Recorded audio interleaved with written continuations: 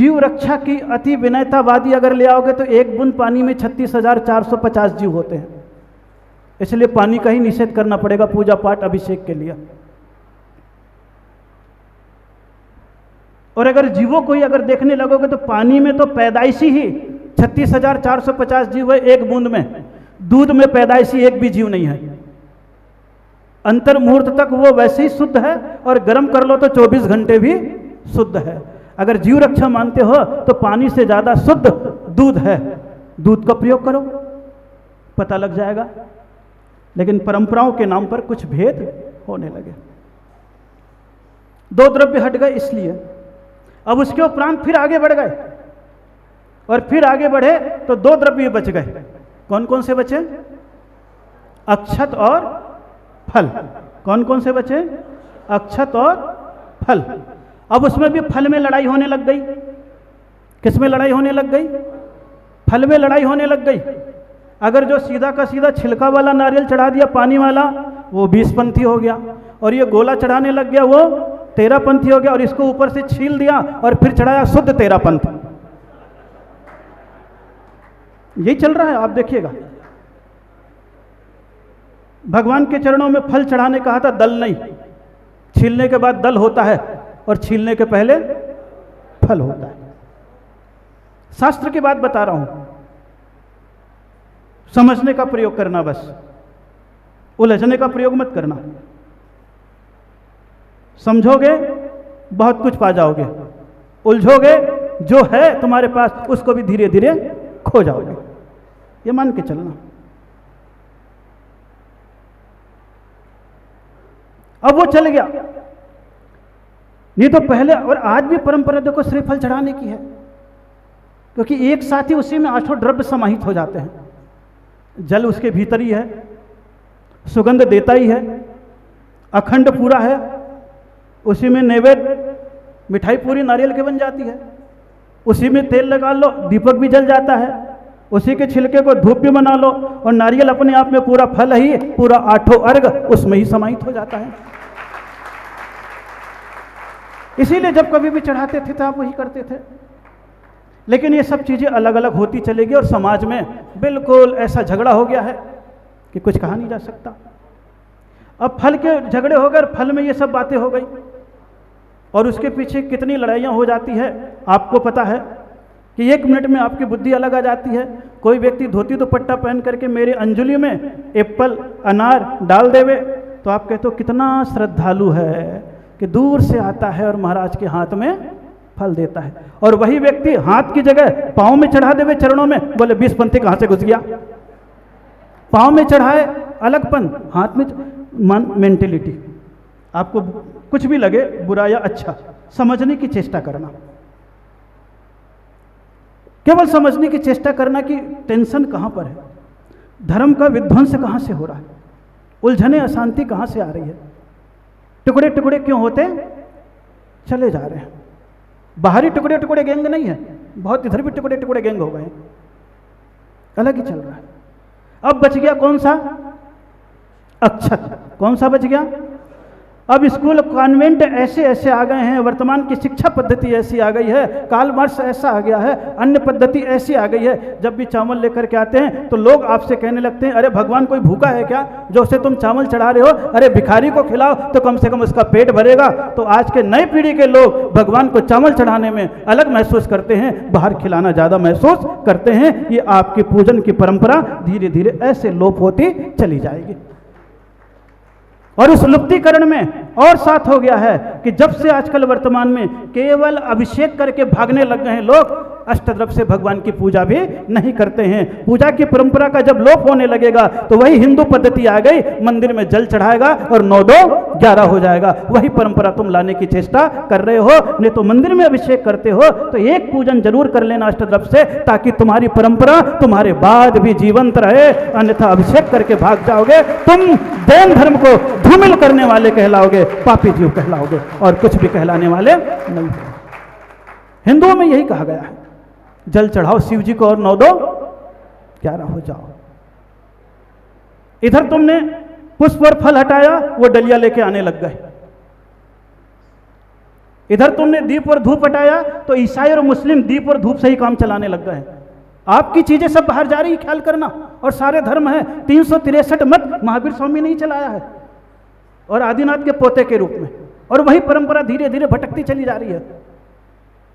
वो हो जाएगा, धीरे धीरे ये रूप आने लग गया है। देखता हूं, मैं आपको बता दे रहा हूं सारी चीजें, परंपरा कैसी हो जाएगी हमारी, इसलिए कभी सोचते रहना। अब चावल भी चला जाएगा, धीरे से क्या होगा, वर्तमान की थोड़ी पीढ़ी बची, आने वाली पीढ़ी का भी कुछ भी पता नहीं है। इसलिए उनको झुका करके विनम्रता, आज्ञाकारिता सिखाई गई। तो उस समय ये दो परंपराएं चली गई, वो भी श्वेतंबर आ गए और अपनी परंपराओं में घुसते चले गए। आज बहुत कुछ घुस गए। तो ऊपर से नीचे तक आप देखेंगे व्याख्या करने वाले दिगंबर भी हैं, लेकिन विशेष रूप से आए हैं तो श्वेतंबर आए हैं, और श्वेतंबर आते चले गए। कौन कौन से धर्म से आप देखते चले जाओ, परंपराएं आप अपने आप इतिहास निकाल लोगे। लेकिन पुष्पदंत भूत बलि की परंपरा बिल्कुल शुद्ध थी। उस समय एकदम से किसी का चल गया, ये चीज किनारे हो गई, लोगों ने कह दिया कि सचखंड आगम को पढ़ना नहीं चाहिए। लुप्तीकरण के लिए कौन सी बात कह दी, खत्म काम, पढ़ना नहीं चाहिए कह दिया। जैसे आपको भी कभी कभी कह देते, कोई संत आता है, बोले ये संत तो ऐसे है, इनके दर्शन को मत जाया करो, क्योंकि जाएगा सुनेगा तो समझ जाएगा तो मोनोपल्ली टूटेगी, तो दिक्कत हो जाएगी। मानसिकता कितनी घृणित हो गई है, इसे आप महसूस कीजिएगा। सचखंड आगम यहां पर चल रहा है, और फिर उनके मन में चिंता जागी, और चिंता जागी तो उन्होंने ताड़पत्र को लिखा, कांटे की तूलिका लिखी। जिन आगम के रत्नाकर वो स्वयं थे, और अपनी प्रज्ञा से शास्त्र में कांटों की तूलिका ली, और सबसे पहले क्या लिखा, आचार्य ने खुद कहा, यदि नामार्य परंपरा गयम मणेना वहार्यम पुब्बार्य नो शरणम तीरयण हेउति पुप्पदंतायर्यो मंगलादीनम छन्नम सकारणाणम परुवट्ठम सुत्तम आह। आचार परंपरा से आए हुए न्याय को मन में धारण करके पूर्वाचार्यों के आचार्य व्यवहार परंपरा का अनुसरण करना रत्नत्रय का कारण होता है, ऐसा समझकर पुष्पदंत आचार्य सकारण मंगलादिक 6 अधिकारों का व्याख्यान करने के लिए मंगल सूत्र को कहते हैं। कौन से आचार्य ने, पुष्पदंत आचार्य ने कौन से सूत्र को कहा, मंगल सूत्र को कहा। कौन सा मंगल सूत्र कहा, सबसे पहला मंगल सूत्र कहा, नमो वरिहंताणम नमो सिद्धाणम नमो वायरीयाणम नमो वज्झायाणम नमो लोय सवसाहूणम। गाथा में नमोकार मंत्र लिखा, किसमें लिखा, गाथा में लिखा नमोकार मंत्र। कौन सा लिखा, अरिहंतों को नमस्कार हो, सिद्धों को नमस्कार हो, आचार्यों को नमस्कार हो, उपाध्यायों को नमस्कार हो, और लोक में सर्व साधुओं को नमस्कार हो। किनको नमस्कार हो, लोक के सब साधुओं को नमस्कार हो। अंतिम भाग में लोय सब लोक और सब शब्द सर्वपद आए हैं, उसका संबंध नमो अरिहंताणम में लगाना, यानी प्रत्येक में लगा लेना। नमो सब अरिहंताणम, नमो सब सिद्धाणम, नमो सब आयर्याणम, नमो सब उवज्झायाणम, नमो लोय सब। ये सब, सभी अरिहंत को, सभी सिद्ध को, सभी आचार्य को, सभी उपाध्याय को और सभी साधुओं को नमस्कार। 5 पद 35 अक्षर 58 मात्रा का, कितने का, इसकी मूल ध्वनि कौन सी है, ओम। कौन सी है, और ओम में 5 परमेष्ठी और 3 लोक हैं, ब्रह्मांड है। और आपने भी अगर सुना है तो ओम को ओम से ही सुना है, निरक्षर को निरक्षर से ही सुना है। आपका कान भी थोड़ा सा बना हुआ तो ओम जैसा है। कैसा है आपका कान, ओम जैसा। भगवान की ध्वनि कैसे करती है, ओमकार में, जिनकी ध्वनि है ओंकार में निरअक्षर पद महिमा, ओंकार में ध्वनि, वो सुना। और वो सारी की सारी स्वयं चलकर आचार्यों ने कहा है। बोले मंगल तो ये है, लेकिन मंगल करने के लिए और भी आचार्यों ने बता दिया कि ये तो आध्यात्मिक मंगल में नमोकार है, लेकिन दुनियादारी का भी काम करते हो तो उसमें मंगल को बता दिया। आचार्य ने बताया, तत्र अचित्त मंगलम, सचित्त मंगलम, मिश्र मंगलम। 3 प्रकार के मंगल होते हैं, सचित्त मंगल, अचित्त मंगल और मिश्र मंगल, यानी अचेतन मंगल, चेतन मंगल और दोनों मिले हुए। जैसे श्रृंगारित स्त्री सचित्ता चित्त मंगल है, इसलिए सौभाग्यवती, क्या उसको महिला कलश ले ले, सचित्ता चित्त मंगल, अचित्त कलश है और सचित्त, और दोनों मंगल माने जाते हैं। क्या माने जाते हैं? तो आचार्यों ने कह दिया क्या है, सिद्धत्त पूर्ण कुंभो वंदन माला या मंगल छत्तम शेषो वर्णो आदंसणो कन्ना या जस चस्सो। अर्थात उसमें मंगल बताया तो मंगल के 3 भेद बता दिए। सिद्धार्थ अर्थात सरसों, कौन सा मंगल है? सफेद सरसों। जब भी कोई काम होता है बंधन बांधते हैं, सरसों लेते हैं पंडित जी, होम फट स्वाह, किससे करते हैं? मंगलकारी माना है। जल से भरा हुआ कलश, मटका लेकर के कोई आ जाए, क्या बोलते हैं अपन? मंगल आज तो रास्ते में हो गया, कलश लेकर के कन्या हो या सौभाग्यवती, इसको माना है मंगल। बंधन वाला माला, आपके घरों में पुरानी परंपरा थी कि द्वार पर चाहे आम के पत्ते से बंधन माला बांधो और चाहे तुम अष्टमंगल द्रव्य का बनाओ। अष्ट प्रातिहार का नहीं, अष्ट प्रातिहार तो भगवान के पास सस्ते हैं, अष्टमंगल द्रव्य द्वार पे सस्ते। और ये भरत चक्रवर्ती ने सबसे पहले मंगल को अपने द्वारा छेपण द्वार में लगाया था। किस में लगाया था? छत्र, श्वेत वर्ण सफेद रंग भी, और दर्पण, ये सब अचित्त मंगल है। बाल कन्या उत्तम जाति का घोड़ा सचित्त मंगल है। अलंकार सहित कन्या मिश्र मंगल समझना चाहिए। ये सब शास्त्र में वर्णन आया है, इसका ज़्यादा वर्णन अभी नहीं करूँगा, कभी आपको पढ़ना हो तो इसमें पढ़ लेना। फिर आगे बढ़ते चले जा रहे। और मंगल किसे कहते हैं? जो पाप को गलाने में कारण बनता है। तो नमोकार मंत्र को मंगल मान करके ये निमित्तभूत साधन मान लिया है। तो नमोकार मंत्र पढ़ता है तो क्या गलता है? बोले जो पाप को गलाए वो क्या होता है? मंगल होता है। कार्य की सिद्धि के लिए मंगल किया जाता है। जिसके द्वारा, जिसके किए जाने पर कार्य की सिद्धि प्राप्त होती है उसे मंगल कहते हैं। क्या कहते हैं? मंगल कहते हैं। अब मंगल की परिभाषा बहुत सारी दे दी है, फिर आगे बढ़ जाता हूँ। मंगल करने से क्या होता है? विघ्ना प्रणेशंति भयम न जातुम न दुष्ट देवा परिलंघयंति अर्थान चेष्टाम सदा लभंते जिनोत्तमानाम परिकीर्तनेन। ये निबद्ध मंगल किया। कौन सा किया? नमोकार मंत्र को निबद्ध मंगल माना, जिसे गूथ करके लिख दिया गया। निबद्ध मंगलम, निबद्ध मंगल यानी गुणों के कीर्तन करने से विघ्न का नाश होता है, भय का नाश होता है, दुष्ट देवता आक्रमण नहीं करते। बोलते हो ना मंत्र तंत्र कुछ नहीं करता, ये मंत्र पढ़ने से पराय देवता भी नहीं आता। और अपने घर में अगर 1 घंटे भी तुम नमोकार मंत्र का 1 माला भी उच्चारण पूर्वक करो तो क्या करना, बाहर के पराय देवता प्रवेश भी नहीं करता है। ये तो आप लोग परंपरा भूल गए। टीवी के सामने सामूहिक बैठते हो, कभी कभी पूरे परिवार का एक साथ बैठ जाओ और उच्चारण पूर्वक नमोकार मंत्र पढ़ लो।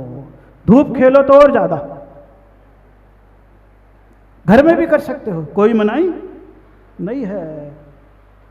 क्योंकि शास्त्रों में लिखा विद्या भैषज मंत्र तोय हवनई रियातिम प्रशांतिम यथा।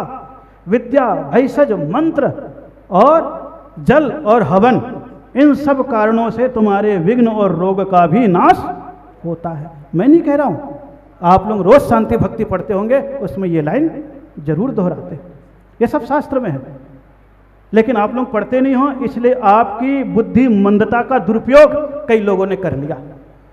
हम लोग कहते हैं तो अभी शास्त्र पढ़ते नहीं हो, पता नहीं कौन सा शास्त्र तो नया छपा हुआ है, पूरा का पूरा देख लो, पुराना ही है, लिखा हुआ तो मूड़बद्री में मिलेगा।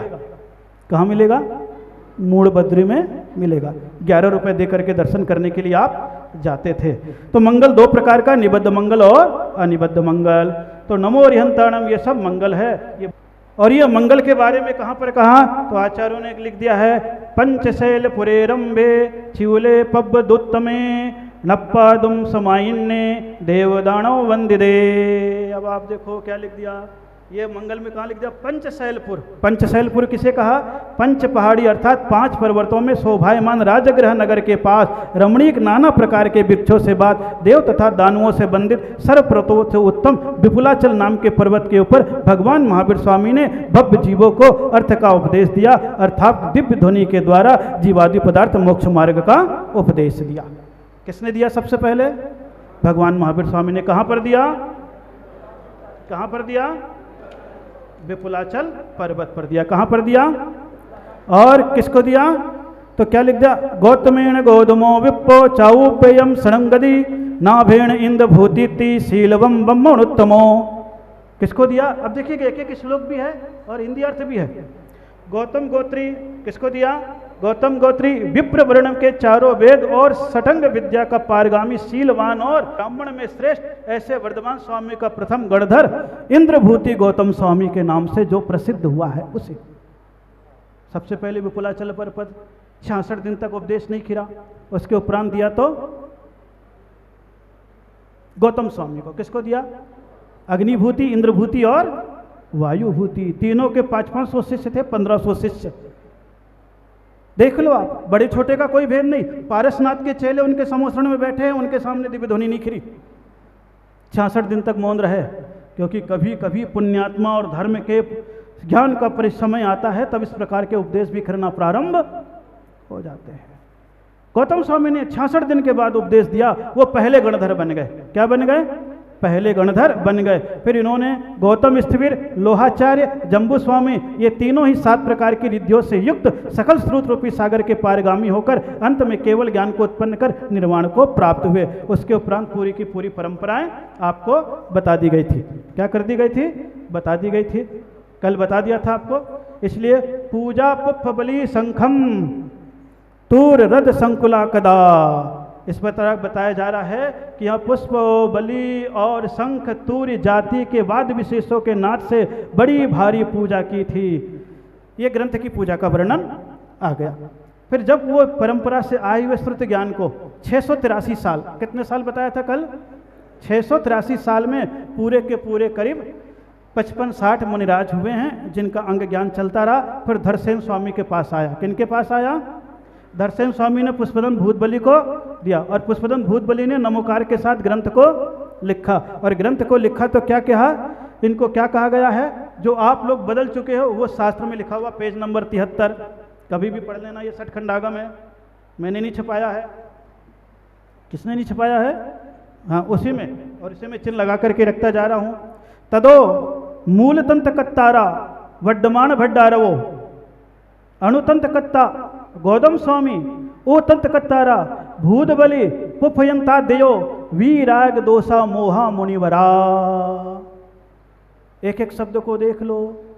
इस तरह मूल ग्रंथकर्ता वर्धमान भट्टारक हैं, अनुग्रंथकर्तारा गौतम स्वामी हैं, और उप ग्रंथकर्तारा राग द्वेष मोह से रहित भूत बलि पुष्पदन इत्यादि अनेक आचार्य हैं।